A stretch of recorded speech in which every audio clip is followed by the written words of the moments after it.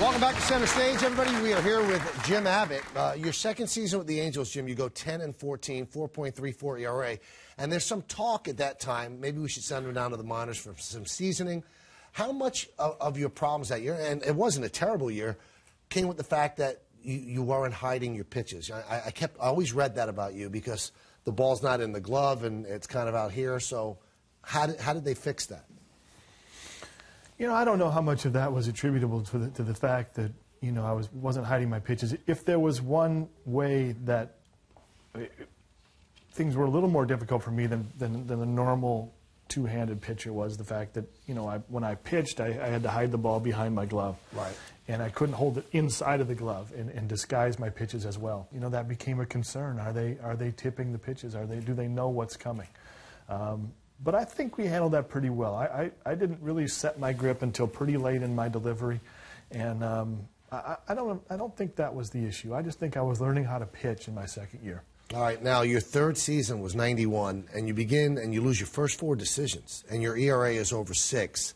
But then you turn things around. You have your best season to date, 18-11, 2.89, and you finish third to Roger Clemens in the Cy Young.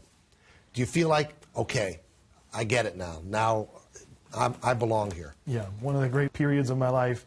To win 18 games, I was on a roll. I was winning games. I was pitching really well. How'd you turn it around, though, after the bad start? Marcel Latchman was our pitching coach. He was a wonderful mentor to me, and he stuck by me in that time. It was just belief. It's all the difference in sports, and that was the difference that year. I was making the pitches do what I wanted to do, and what a wonderful feeling.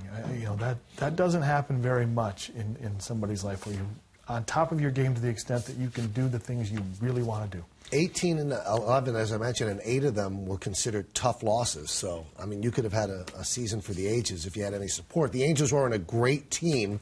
Your 4th season, they struggled. They lose 90 games, and you had an ERA of 2.77. You end up at 7-15.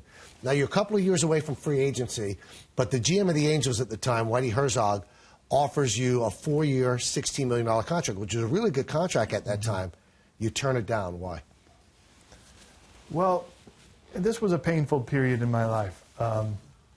I was pitching pretty well. I could make an argument that my 4th year was my best year. You know, I had 200-plus innings pitched, and every statistic was better from the previous year when I won 18 games, but I just didn't have the run support, which was frustrating. It's frustrating to lose, you know, when you pitch well. But the Angels showed interest in keeping me around for a while. They made a contract offer. It just laid out there. I didn't accept it. I don't really ever felt like I turned it down. I just didn't sign it because I was unsure of the direction of the team. I was overwhelmed by the money. I mean, $16 million.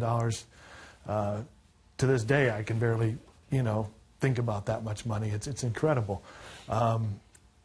Had I known the direction that it would ultimately end up going, I might have signed it. At that point, I thought we were in negotiations. I just kind of let it linger out there, and I didn't follow through with an answer, and found myself in New York. Absolutely, because Whitey Herzog told Scott, you know, this is the offer, and I think Scott countered with 4 years at 19. You end up getting traded to the Yankees. Are you crushed? Because you obviously love being out in California. You love the Angels experience. What was your first reaction? Okay, you're going to the Yankees.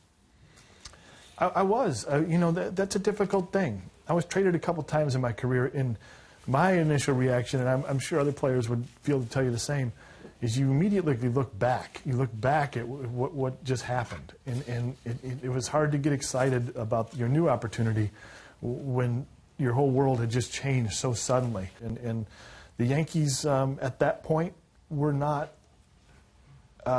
what they are now. Yeah, they weren't the team of destiny that everyone thought they were at the time. They were starting the ascendancy, and things were getting exciting, but I didn't know that at the time. And so it was a brave new world for us, and it was an anxious time. All right, now the '94 season was your second and final one with the Yankees. First season, you know, the no-hitter we told you about, 9-8, 4.55, and the Yankees were in first place, and the season ends on August 11th due to the players' strike.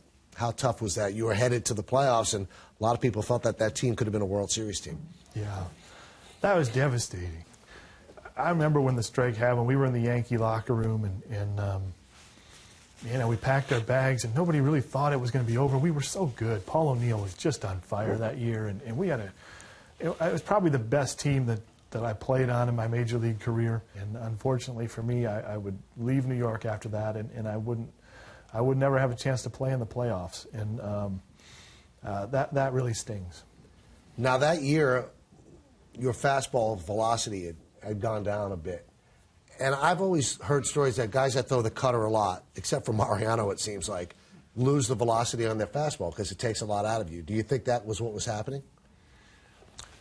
I wish I could explain it, Michael. I wish, I thought I was throwing just the way I'd always had, and yet the hitters were letting me know that something was different. And so no matter what exercises I did or training regimen I tried, I couldn't get it back.